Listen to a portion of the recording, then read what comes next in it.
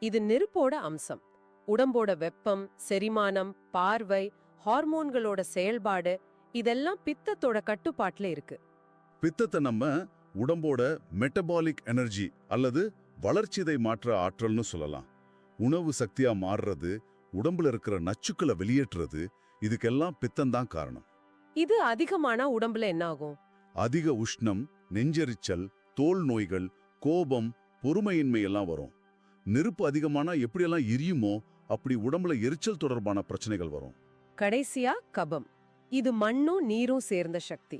உடம்போட கட்டமைப்பு, எலும்புகளோட வலிமை, மூட்டுகளுக்கு உயிவுத்தன்மை இதெல்லாம் கபத்தோட வேலை.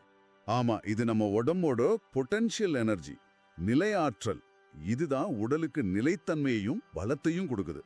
அன்பு, அமைதி மாதிரியான குணங்கள் இதுல இருந்து தான் வரும். இது அதிகமானா உடல் பருமன், சளி, சுவாச பிரச்சனை